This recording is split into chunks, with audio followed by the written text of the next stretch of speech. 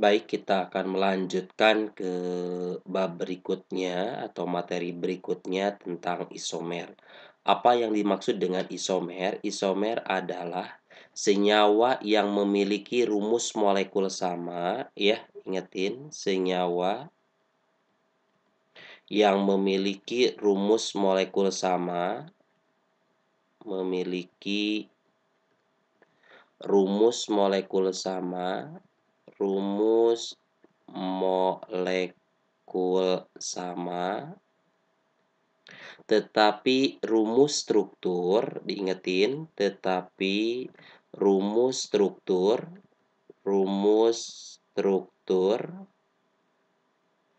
atau bangun ruangnya berbeda, ya, atau bangun ruang berbeda.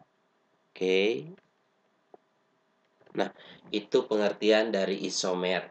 Nah, jenis isomer itu dibagi beberapa jenis, ya. Yang pertama, kita tulis kayak gini saja dulu. Isomer itu ada apa saja?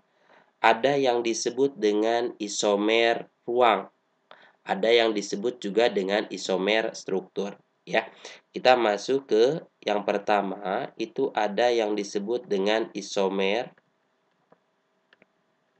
struktur, ya, isomer struktur. Kemudian yang kedua, itu ada yang disebut dengan isomer ruang. Oke. Isomer struktur itu ada apa saja? Ini yang pertama, ada yang disebut dengan isomer rangka. Diingetin, ya, ada isomer rangka. Kemudian yang kedua, itu ada yang disebut dengan isomer posisi. Terus yang ketiga, ada yang disebut dengan isomer fungsi. Jadi nanti kalau di soal ditanya tentang jumlah isomer struktur, berarti kita harus menjumlahkan isomer rangka berapa, posisi berapa, fungsi berapa, ditotalin. Nah, untuk isomer ruang itu ada apa saja di dalamnya? Yang pertama, itu ada isomer apa? Isomer geometri, ya. Geometri biasa kita kenal dengan cis atau trans, ya. Oke. Kemudian yang kedua, itu ada isomer optis aktif, ya, atau optik. Isomer optis aktif. Nah, ini untuk jenis isomer. Nah, kita akan menjelaskan satu persatu dari isomer rangka hingga isomer optis aktif, ya.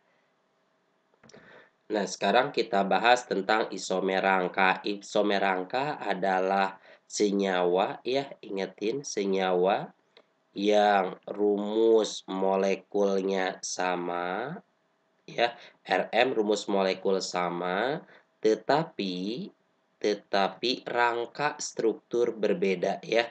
Rangka struktur berbeda,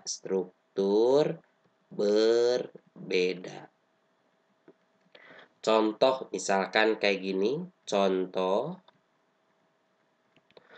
tuliskan jumlah isomer dari, misalkan kayak gini, tuliskan jumlah isomer, ya, isomer rangka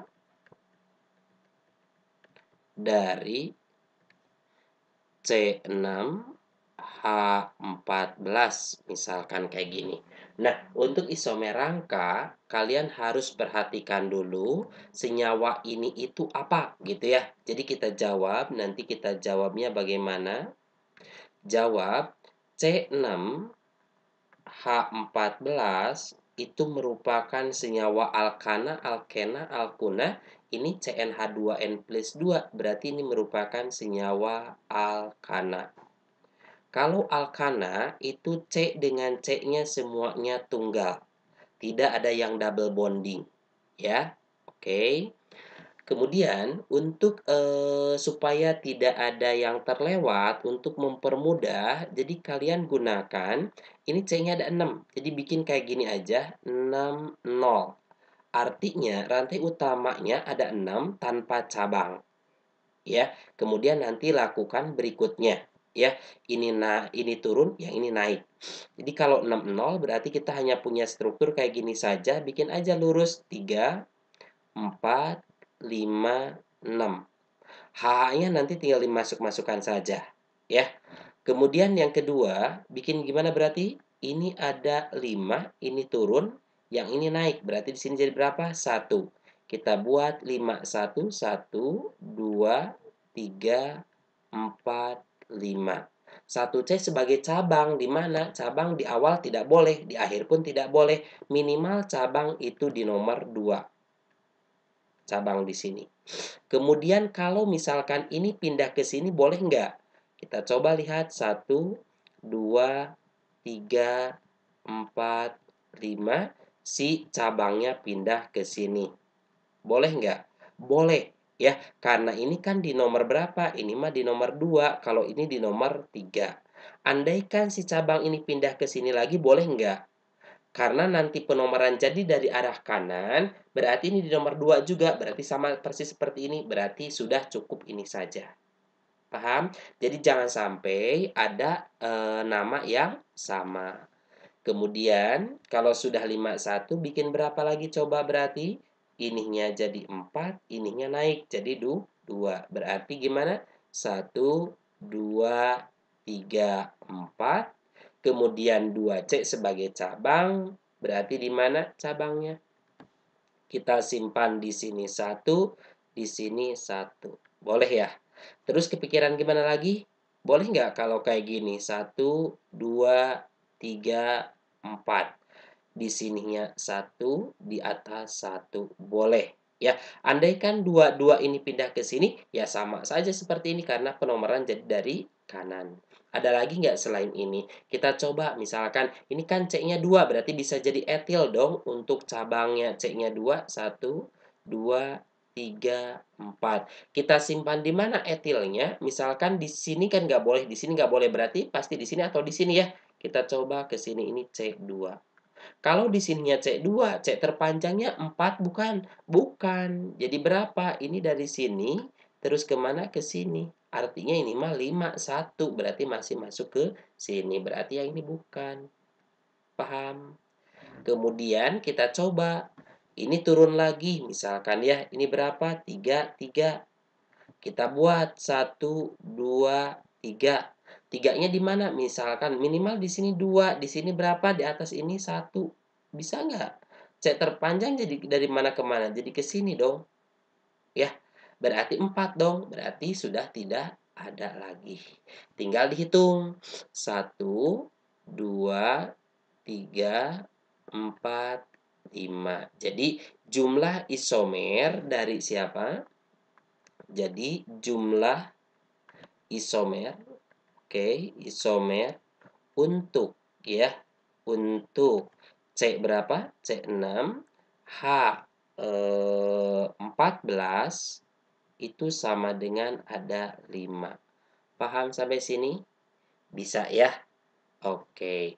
Nah, kemudian nanti untuk tugas tentang isomer ini, saya minta kalian cari ya. Jadi ini soal, untuk soalnya, nah, eh, tentukan ya, tentukan jumlah, oke, jumlah isomer rangka dari siapa? Dari C7, H16 ya. Berikut struktur dan namanya. Berikut struktur dan nama senyawanya ya. Struktur dan nama senyawanya. Nama senyawanya. Jadi saya minta kalian tuliskan jumlah isomer dari C 7H16, kemudian kasih namanya. Tuliskan strukturnya berikut penggunaan HH-nya ya. Jadi jangan cek-cek saja, ini untuk mempercepat saja, tapi kalian ketika mengerjakan gunakan H-nya. Oke, nah ini tugas untuk isomer rangkanya. Berikutnya kita masuk ke isomer posisi. Kalau isomer posisi itu gimana? Adalah senyawa yang rumus molekulnya sama ya. Rumus molekul sama, tetapi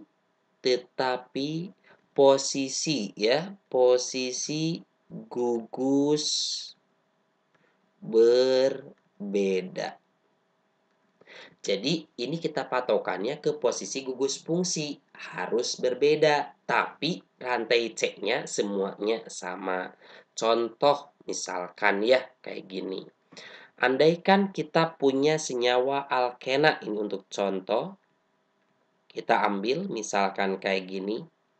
Ini ada double bonding di sini, rangkap 2. Ini penomoran dari mana? Dari kanan kan? 1, 2, 3, 4, 5. Kita kasih nama, berarti ini namanya adalah 2 pentena. Kemudian kita buat satu lagi supaya 2 pentena itu isomer posisi. Coba kita ambil senyawanya, tetap rantai rangkanya sama, harus sama. Cuman posisi apanya saja yang dipindah-pindah, posisi gugus fungsi. Saya pindahkan rangkap atau double bondingnya ke sini. Berarti ini jadi di nomor berapa? 1, 2, 3, 4, 5. Jadi ini namanya satu pentena ya. Satu pentena berarti yang ini dengan yang ini itu merupakan isomer apa? Isomer posisi ya. Jadi kenapa disebut isomer posisi? Karena hanya nomor gugus fungsinya saja yang berbeda, sementara yang lainnya sama. Misalkan lagi, saya ambil contoh lagi yang kedua nih. Andaikan saya punya struktur kayak gini, misalkan ini, kita ambil senyawa yang punya gugus fungsi alkohol ya. Misalkan OH-nya di sini nih, OH ya.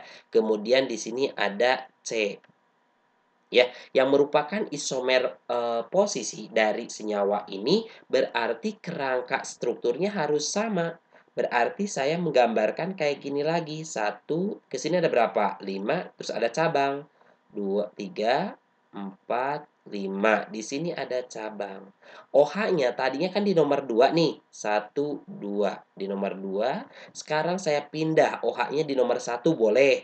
OH-nya di sini boleh. OH-nya di sini boleh. Andaikan OH-nya saya pindah ke sini saja. Nah, ini kan kerangka ininya sama saja. Yang membedakan hanya ini di nomor 1, kalau yang ini di nomor 2. Paham? Berarti ini 2, boleh tulis lagi aja, 3, 4, 5. Ini ada cabang, 1, 2, 3, 4, 5. Ya, ini pun cabang. Jadi, beda posisi siapanya saja, hanya beda posisi si OH. Ya, paham sampai sini? Jadi, yang ini, yang atas ini, ya, yang atas sama yang bawah juga sama. Ini merupakan isomer apa?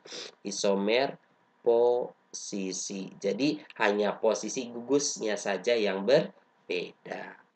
Kemudian kita lanjut ke isomer fungsi. Apa sih yang disebut dengan isomer fungsi? Kalau isomer fungsi adalah senyawa yang rumus molekulnya sama, ya, ingetin rumus molekul sama, tetapi golongan, ya, golongan atau gugusnya berbeda ya, gugus fungsi berbeda.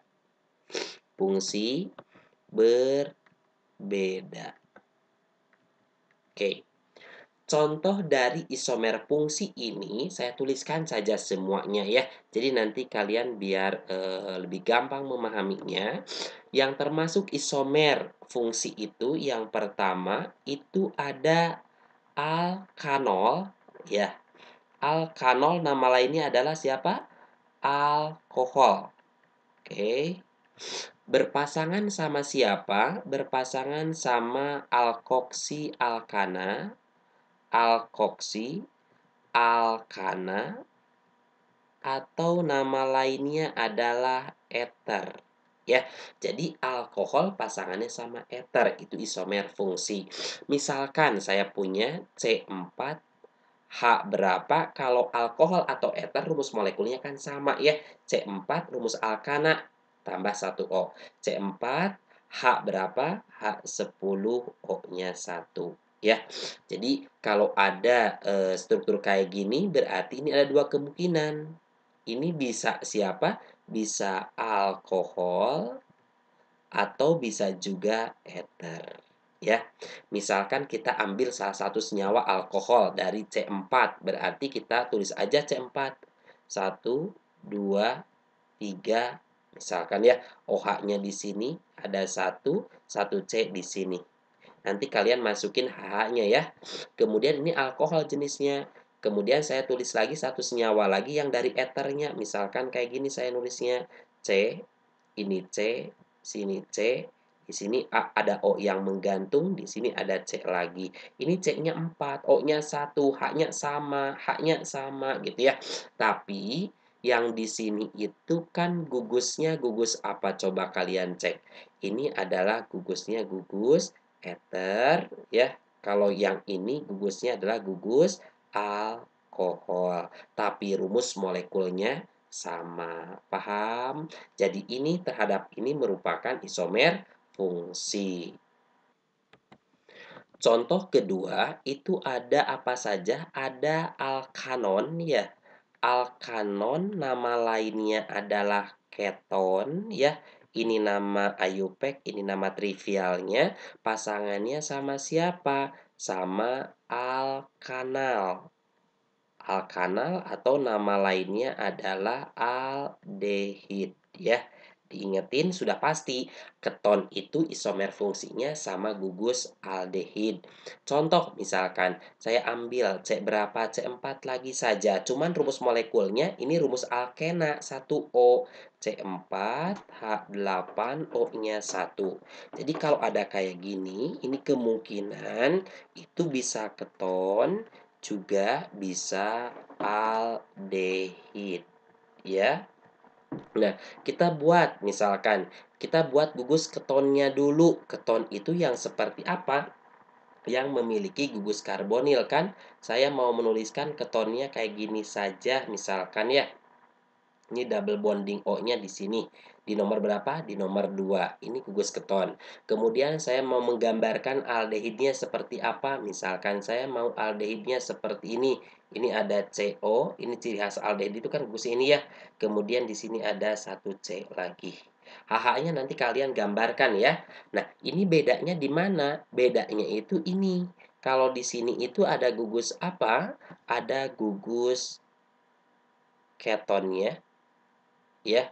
Kalau di sini ada gugus apanya? Ini ada gugus aldehidnya. Tapi rumus molekulnya sama. Paham?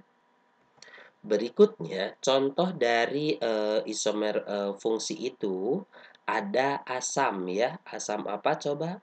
Asam alkanoat ya. Nama lainnya itu adalah asam karboksilat ya. Karboksilat, betul. Nah, berisomer fungsi sama siapa? Sama alkil, alkanoat ya, alkanoat. Nama lainnya adalah ester. Contoh misalkan saya punya C4 lagi saja, rumus di sini untuk asam alkanoat dan ester itu adalah rumus alkena, O-nya 2. C4 berarti H-nya berapa? 8, O-nya 2. Berarti kalau ada struktur kayak gini, kita bisa tuliskan bisa asam alkanoat atau asam karboksilat ya. Karboksil atau bisa juga menjadi senyawa ester. Nah, coba kita ambil contoh satu senyawa, masing-masing satu saja dulu ya. Misalkan kalau ada asam karboksilat, C-nya 4, saya tulisnya seperti ini, CO di sininya OH. Inilah ciri khas dari asam karboksilat ya, gugus fungsinya. Kalau untuk ester saya tuliskan misalkan seperti ini O, di sini O lagi, di sini C, di sini C lagi.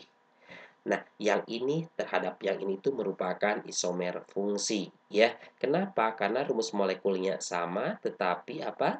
Golongannya berbeda. Ini gugus karboksil, ini juga gugus karboksil untuk ester. Paham? Bisa ya? Itu yang ketiga. Berikutnya yang merupakan isomer fungsi itu adalah alkena sama sikloalkana. Alkena itu kan rumus molekulnya CnH2n. Berarti kalau kayak gitu sikloalkana pun sama ya. Jadi kalau ada C4, H-nya berapa berarti? 8. Ini bisa kita tuliskan sebagai alkena, bisa kita tulis juga sebagai sikloalkana, ana di sini ya. Kalau ada siklo berarti dengan alkananya. Nah, misalkan kayak gini, saya tulisnya untuk C berapa? C4H8. Untuk alkena kan ciri khasnya ada double bondingnya, ya. Misalkan double bonding di sini. H-nya nanti sama persis dengan H yang ada di sikloalkana. Saya tulis kayak gini, apakah ini siklo bukan? Bukan. Ya, kalau kayak gini siklo bukan? Bukan. Kalau kayak gini bukan. Kalau kayak gini baru ini siklo ya. Ini siklo butana. Kalau tidak percaya kita tampilkan saja untuk H-nya. Sini H-nya 2, sini H-nya berapa? 2. Karena C tangannya selalu 4, sini H-nya berapa? 2. Di sini H-nya berapa? 3, sini H-nya tinggal 1, di sini H-nya 1, di sini H-nya 3. C-nya 4, H-nya 8, C4H8 juga. Cuman yang ini kan alkana, yang ini alkena. Jadi beda golongan. Paham sampai sini? Bisa ya, diingetin. Berikutnya, itu ada alkuna sama alkadiena. Alkuna rumus molekulnya CnH2n-2. Andaikan ini C4, H-nya berarti berapa? 8 min 2 berarti 6. Nah, ini kalau ada C4H6, itu bisa kita tulis sebagai alkuna atau bisa kita tulis sebagai alkadiena ya. Alkadiena. Nah, alkuna rumusnya gimana? Ada triple bonding, ada rangkap 3, ya. Rangkap 3-nya mau di sini boleh. Kemudian alkadiena gimana? Berarti enaknya jadi ada 2 double bondingnya. C-nya 4, misalkan di sini 1, di sini 1. Nah, ini sama yang ini itu merupakan isomer apa? Isomer fungsi. Kenapa? Karena di sini ada alkuna, yang di sini itu ada alkena. Paham? Yang ini E, yang ini U. Paham? Alkuna, alkena ya. Itu untuk isomer fungsi. Berikutnya lagi yang merupakan isomer fungsi yang terakhir adalah alkuna sama sikloalkena. Alkuna tadi kan kalau misalkan C4, H berapa? H6. Berarti ini bisa kita tulis juga alkuna atau sama siklo apa? Sikloalkena. Ya. Jadi kalau alkunanya saya mau menggambarkan seperti ini. Misalkan triple bondingnya di tengah, boleh. Sikloalkenanya gimana? 1, 2, misalkan ya. 3 di sini. Kayak gini aja saya mau bikin siklonya 3, tapi di sini ada rangkap 2-nya misalkan. Terus ini kan sikloalken ada 4 ya. Terus di sini 1C sebagai cabang di sini misalkan. Bisa kita coba cek ya. Ini H-nya berapa? H-nya 3. H-nya nggak ada. Sini H-nya 3. Yang ini udah 3 tangan berarti H1. H1, sini H-nya berapa lagi? 1, 2, 3 berarti 1 lagi ya. Di sini H-nya 3. Paham? Jadi ini terhadap ini merupakan isomer fungsi juga ya. Jadi ini alkena, yang ini alkunanya. Paham? Itu contoh untuk isomer fungsi. Selesai untuk isomer strukturnya. Kita lanjut ke isomer apa? Isomer ruang. Nah, untuk isomer geometri, ini merupakan isomer ruang kan? Apa itu isomer Cis-tran? Adalah senyawa yang rumus molekulnya sama ya. Rumus molekul sama, tetapi bangun ruang berbeda ya. Bangun ruang berbeda ya. Ruang beda. Nah, untuk isomer ini ya, isomer ini terjadi pada senyawa apa? Senyawa alkena, terjadi pada senyawa alkena atau senyawa sikloalkana di substituen. Ya, jadi syaratnya kalau sikloalkana berarti harus ada 2 substituen yang masuk, gitu ya. Nah, untuk isomer geometri ini ada yang disebut dengan posisi cis. Ya, kalau cis itu sejajar, gugus yang kita lihatnya itu berada sejajar. Kalau trans itu posisi gugus gimana?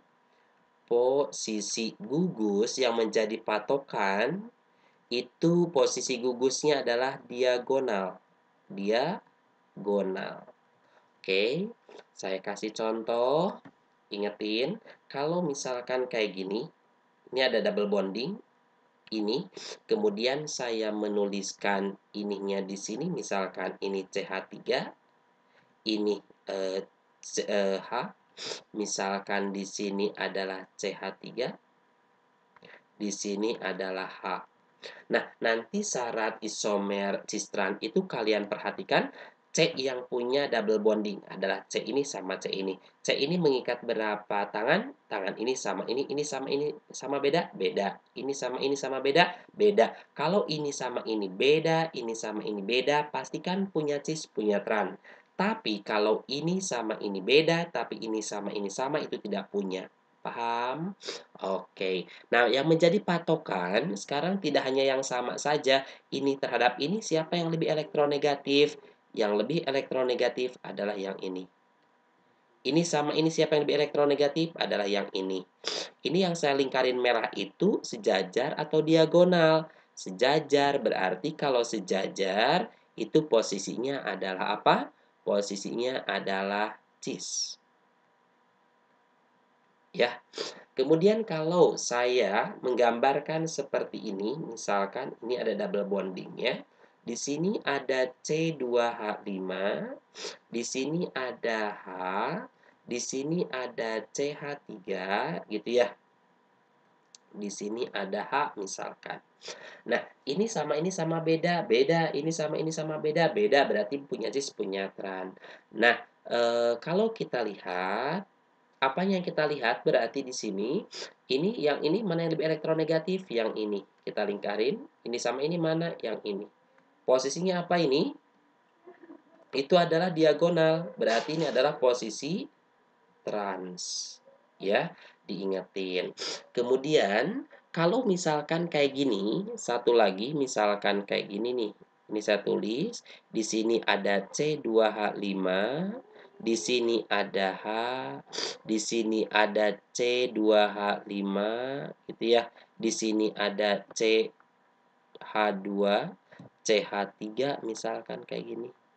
Ini sama beda, beda. Ini sama beda, sama. Berarti ini tidak punya cis, tidak punya trans. Ya, kemudian satu lagi, kalau saya punya kayak gini, ini misalkan ada C2H5, di sini ada CH3, gitu ya. Oke, di sini ada C3H7, Di sini ada H misalkan, sama beda, beda, sama beda, beda, berarti punya cis, punya tran. Nah, biasanya kalau pas kita kuliah nanti, disebutnya itu posisi ada E sama Z sebenarnya ya. Cuman karena di kita di SMA mah hanya cis tran doang, jadi nanti kayak gini saja patokannya, ini sama ini mana yang lebih elektronegatif? Yang ini, lingkarin gitu ya. Ini sama ini mana? Ini, lingkarin. Nah, yang kita lingkarin itu kan posisinya tran, berarti ini kita sebut posisi tran saja. Paham? Bisa ya? Nah, itu untuk isomer cis-tran. Paham ya? Diingetin terus. Berikutnya itu isomer optis aktif. Isomer ini, ingetin ya, isomer ini terjadi terjadi pada senyawa ya, pada senyawa karbon ya, pada senyawa karbon yang di dalamnya yang di dalamnya terdapat apa? Terdapat C chiral ya, C chiral atau nama lainnya C asimetrik ya, asimetrik atau C yang mengikat berapa? Yang mengikat 4 tangan yang berbeda, 4 tangan yang berbeda, yang berbeda. Tidak boleh ada yang sama. Contoh misalkan ya, jadi harus ada cek kiral. Misalkan ada kayak gini nih strukturnya, 1, 2, 3, 4. Jadi kita harus menuliskan semuanya. Misalkan ada 2 butanol nih, ini ada OH, sini H ya. Kita tuliskan HH biar kita tahu dulu ini H, sini H, sini H-nya berapa, sini H, sini H, sini H, sini H, sini H. Sekarang saya tanya, apakah senyawa ini punya cek chiral? Kita cek. Cek satu persatu, harus tunjuk satu persatu setiap ceknya. Cek ini, punya tangan mana? Ini sama ini, sama ini, sama semua segini. Ini sama ini kan sama, berarti ini tidak chiral untuk cek ini. Ya, C ini tidak kiral. C ini kiral nggak? Ini sama ini sama, udah nggak kiral, nggak bakalan kiral. C ini kiral nggak? Enggak, karena ini sama ini sama. Kita coba C yang ini. C yang ini mana saja yang diikatnya? Kita cek yuk. Yang diikatnya adalah ini, kemudian ini sama ini beda, kemudian berikutnya mana lagi? Ini, ya. Ini sama CH3 beda, ini sama CH3 juga beda. Ini jangan dilihat C-nya saja, tapi harus include sampai ujung-ujungnya, sampai sini. Ini adalah C2H5, ini CH3, beda kan? Berarti yang ini kita tandain bintang. Ini merupakan C chiral. Ada berapa C chiralnya? Cuman 1. Nah, nanti berarti ini senyawanya bersifat optis, senyawa 2 butanol ini.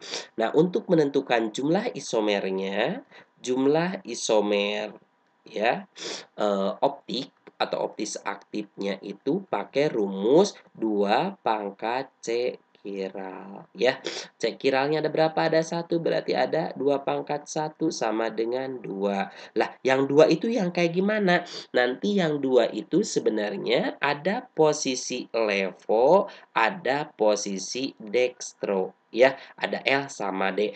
L itu left, left itu adalah ke kiri, D itu ke kanan ya. Paham? Nah, seperti itu ya. Oke, nah untuk isomer sudah selesai. Nah, ini tugasnya satu lagi, tadi kan yang itu. Kemudian tugas yang kedua, kalian harus mengerjakan ini. Tugasnya adalah apa? Tugas yang kedua adalah tuliskan ya, saya minta tuliskan isomer struktur, isomer struktur, struktur berarti isomer struktur tadi ada fungsi rangka dan posisi dari C berapa? Misalkan saya minta C isomer struktur ya, boleh C4 H10 O gitu ya. Kemudian ini nomor 1,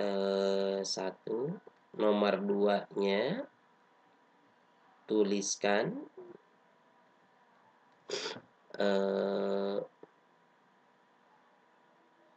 tuliskan 2 contoh isomer ya. Isomer posisi untuk C. C6 H14O sebagai alkohol. Saya minta yang ketiga, tuliskan isomer fungsi, contohnya saja ya, tidak harus semuanya. Fungsi untuk C7H14O2. Dah, cukup ini saja untuk contoh soalnya. Kalian kerjakan di buku catatan, kemudian nanti uploadkan ya. Termasuk contoh soalnya, tadi ada isomer rangka di bagian atas, kemudian ini yang terakhir. Oke, terima kasih semuanya. Silahkan untuk dipelajari lebih baik ya.